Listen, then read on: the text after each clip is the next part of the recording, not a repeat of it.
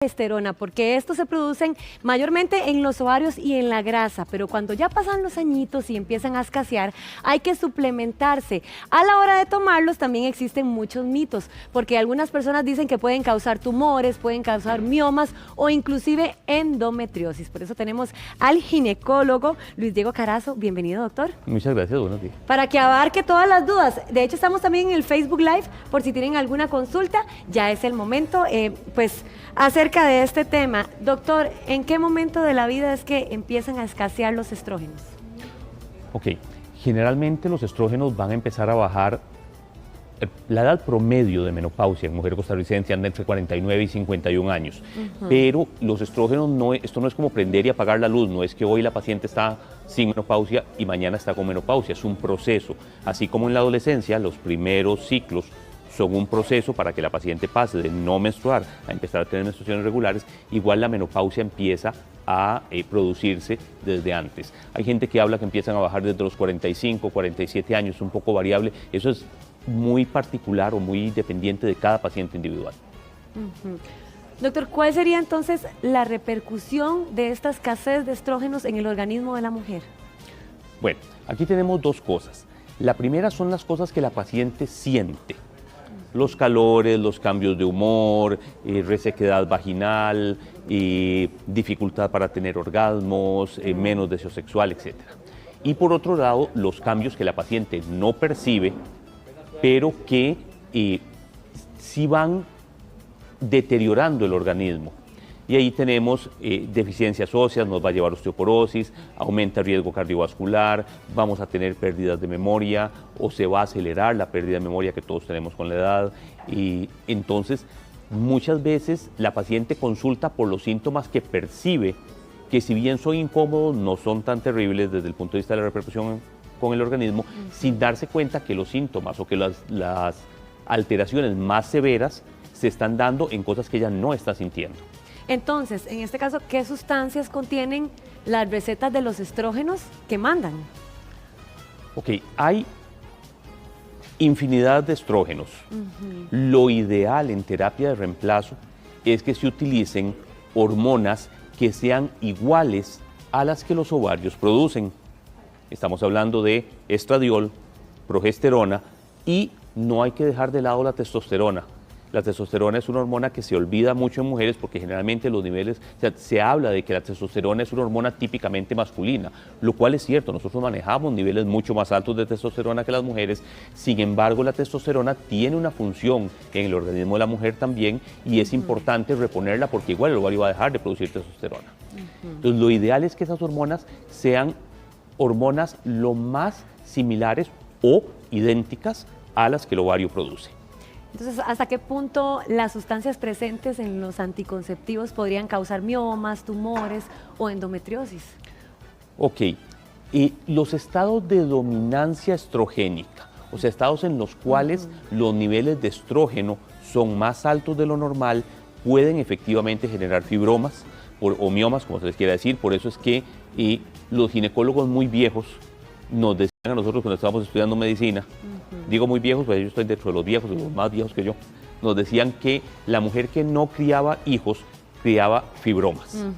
Y eso era porque al no tener los periodos de embarazo, que son periodos en que hay una dominancia de progesterona, estas pacientes pasaban más tiempo de su vida expuesta al estímulo estrogénico y tendían a ser más fibromas.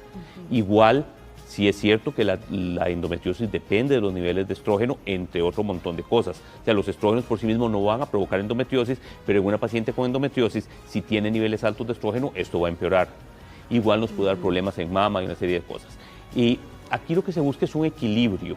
En realidad los estrógenos no son los malos de la película, son buenos en muchísimas cosas, pero en niveles muy altos o en niveles muy bajos, pues obviamente van a tener repercusiones nocivas sobre el organismo.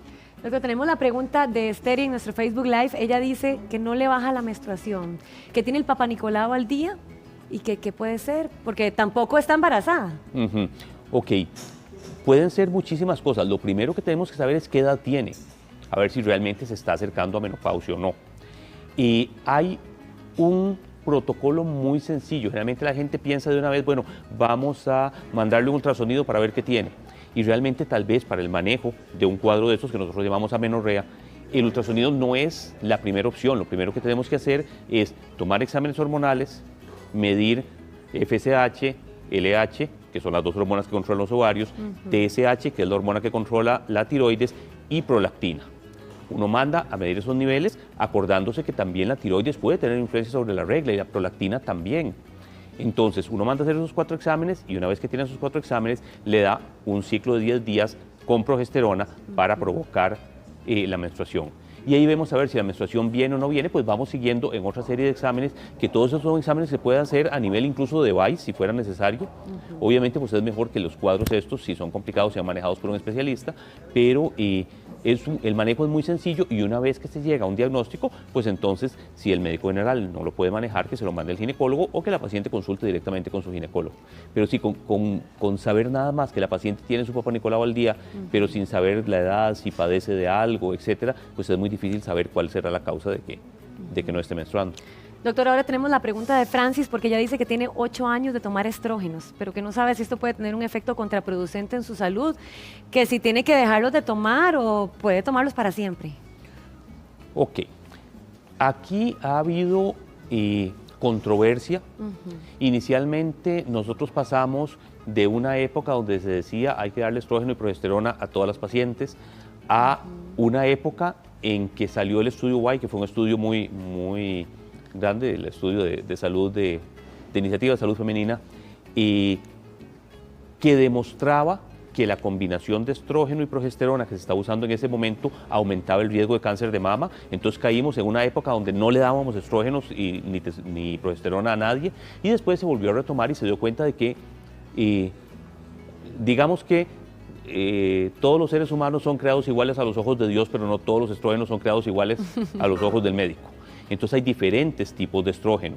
Si uno utiliza una terapia con estradiol y progesterona micronizada, puede prolongar la terapia de reemplazo hormonal lo que la paciente la necesite. Tatiana nos escribe y dice que ella tiene 39 años y ya está con la menopausia, que ella pues achaca este problema debido a un embarazo que perdió. ¿Será cierto o no? Ok, es muy difícil, salvo causas muy específicas y un síndrome de Sheehan, una cuestión así, que una paciente vaya a tener un problema de menopausia prematura por haber perdido un embarazo.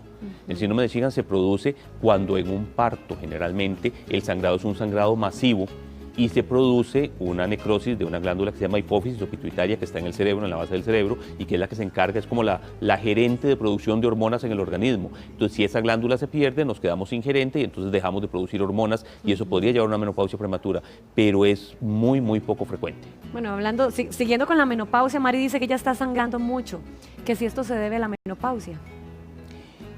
Depende de los desequilibrios que se produzcan durante la menopausia, sí, las últimas reglas pueden ser un poco más abundantes de lo normal. ¿Por qué? Porque la paciente lo primero que empieza con la menopausia es que deja de ovular en forma correcta. Entonces a veces produce niveles o periodos de tiempo de estrógenos muy prolongados sin que se produzca la ovulación y se empieza a producir progesterona. Normalmente la función del estrógeno a nivel del endometrio es aumentar el grosor del endometrio, porque lo que estamos buscando o lo que mamá naturaleza busca en ese momento es preparar ese útero para recibir un embarazo.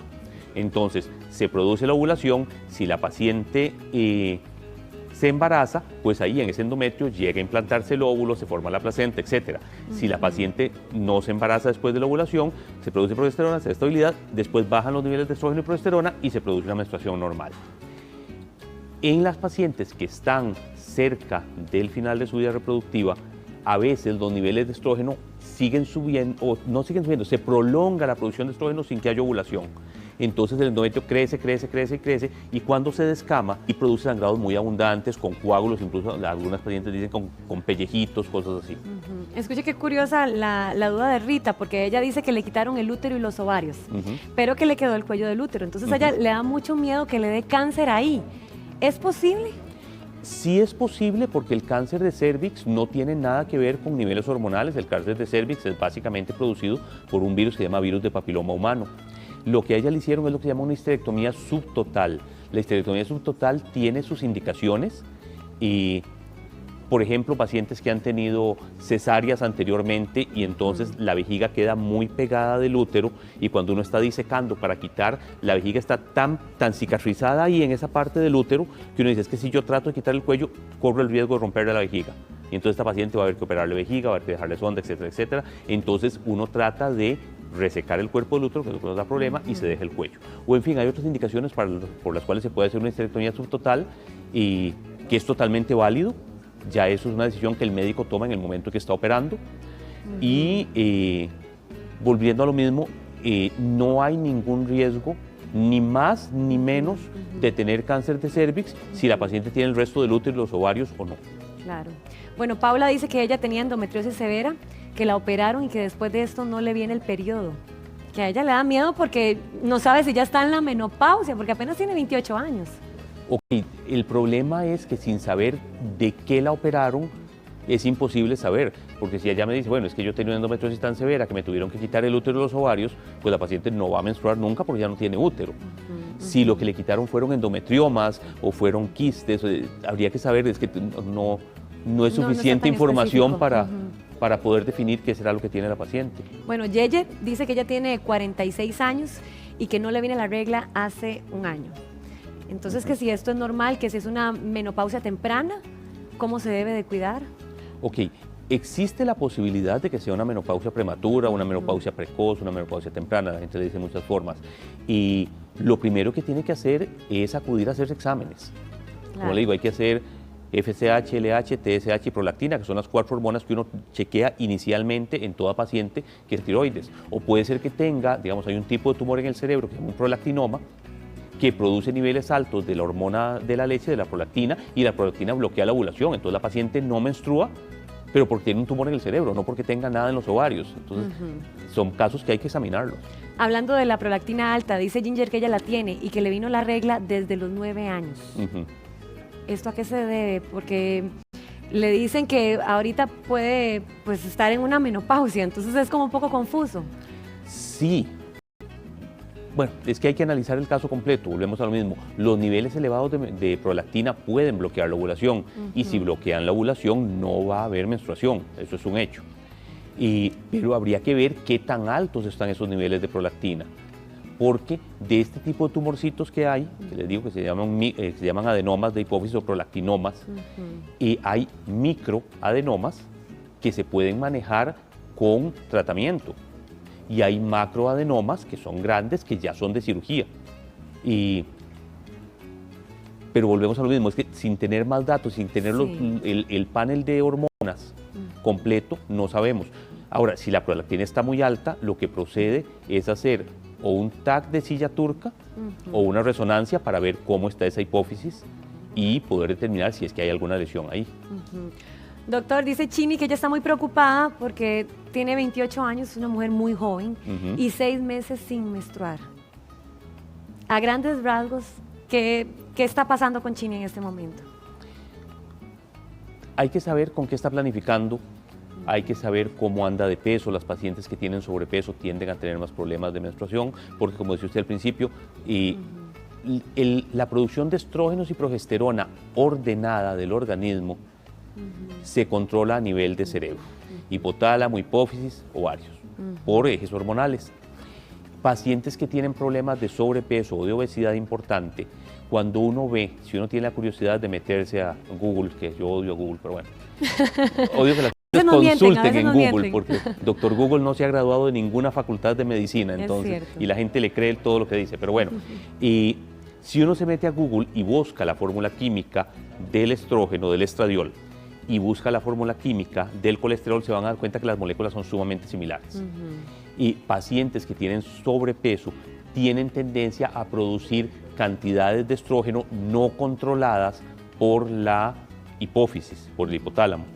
Entonces, ¿qué pasa? Es como que nosotros tengamos un país donde tenemos una cierta producción, digamos, de arroz, por decir algo, y ya está regulado, y eso nos tiene un cierto precio del arroz y de un momento a otro empiezan a meter contrabando de arroz sin ningún tipo de control, entonces los precios se desordenan, la gente no sabe qué comprar, a lo mejor es un arroz de mala calidad. O sea, si no hay un control, si no hay un equilibrio, se pierde todo el orden que puede haber. Y ahora tenemos un caso totalmente opuesto, porque Zoraida tiene 60 años, pero ella dice que a veces menstrua.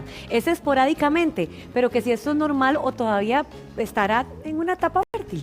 No es normal definitivamente y es peligroso. Una paciente de esa edad que está con sangrados tiene que verse ya, ayer de ser posible. Hay que hacer una valoración del endometrio porque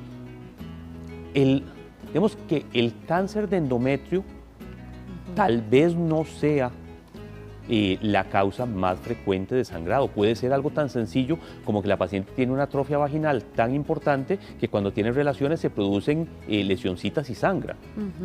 Pero el cáncer de endometrio es la causa más peligrosa. Y cualquier sangrado posmenopáusico, lo primero que tenemos que hacer es valorar cómo está el endometrio. Pero eso tiene que ser ya, eso sí se maneja como una emergencia. Bueno, doctor Luis Diego Carazo, luego muchísimas gracias por toda la información. Quédese conmigo porque tenemos un montón de preguntas, muchísimas, en el Facebook para poder abarcar las dudas de todas las personas. Genial, muy bien. Muchas gracias.